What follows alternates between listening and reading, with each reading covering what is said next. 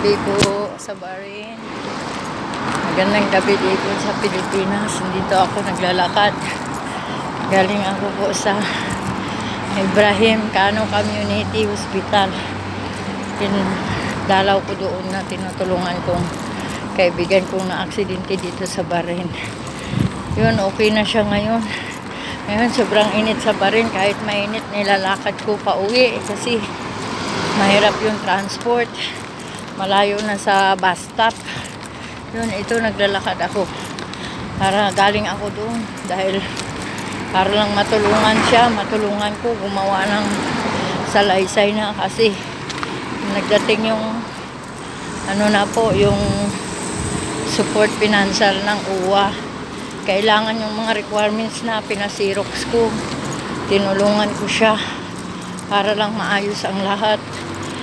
Umiiyak siya, hindi nagbibitaw sa iba. Gusto niya ako, wala na akong magawa. Kahit napagod na ako galing sa school.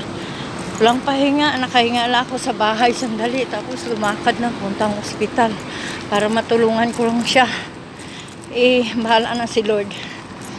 Kasi nakikita ng kusang loob kong nagtutulong doon sa kaibigan ko na yun. Nakaawa na dinadatnan ko sa ospital na umiiyak dahil tumawag daw yung anak na doon sa Jinsan. Maliit lang daw yung bahay nila, tagpi-tagpi lang daw yung bubong ng bahay nila sa Jinsan. Ngayon, na ano daw ng bagyo, nilipad daw yung bubong ng bahay nila. Mga anak na umiiyak. Sabi ng mga anak na sa kanya, Mama, wala nang bubong yung bahay natin. Tumawa na lang siya, hayaan mo, ibalik lang daw ni Superman yung bubong natin, sabi niya. Tapos sabi ko, pagdating ko sa ospital, ba't umiiyak ka? Natawag daw yung anak niya. Sabi ko, kailangan mo maging strong. Dahil sabi ko, pangangailangan ng anak mo, 4 mong anak. Sabi ko, ikaw lang naghanap buhay para sa kanila. Yung anak na yan ng panganay, ngayong year, maka-enroll yan, ngayong pasukan, criminology kinukuha, pulis, makatapos na yan. Ate, sabi ko, mapatapos mo yan, ano na yung mga anak mo, makatulong na sa'yo. Sabi ko naman sa kanya, umiyak siya, naawa ako. Sabi ko, ito na, yung mga gagamitin mo, pinasirox ko na lahat. Hinayaan ko na ako na gumagastos. Sarili kong pera yun, kahit mahirap din, ginagawa ko na lang. Sabi ko, sige, gagawin ko para lahat sa'yo. So, ngayon, buti naman, ginpansin na siya ng isyuhan siya ng financial support ng UWA. Nung nakita ko kanina, hiningaan na siya ng mga papel na requirements yun. Pinirmahan ko. Naku, madilim yung area nito. Ang dami. Sana ba ako ay malapit? Umikot kasi ako sa hospital ng Salmania. Kasi sa likod ng Salmania yung hospital, yung Ibrahim Cano Hospital. Sabi, yan, dito na ako. Ay, ganun talaga yung buhay life. Kailangan kahit ganung buhay, matulungan mo kung kapwa mo.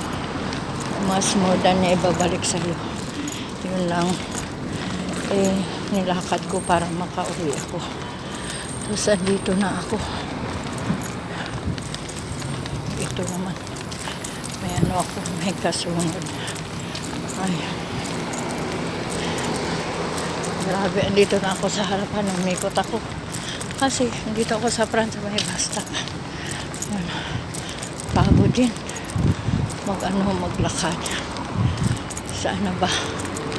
Kailangan ko na Ito na ako sa front.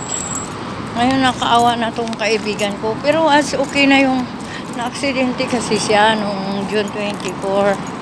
Ngayon, 1 buwan na, June 20. Ngayon, July, 1 buwan na siya. Ngayong August, magdadalawang buwan na ngayong 24. Pero okay na yung paa niya. Wala nang problema. Pagaling na siya. Ngayon, sabi ko, kuha na lang kami ng attorney para doon sa the news nga, follow up sa nagbangga sa kanya. Pero maging okay na yun. Ang hirap.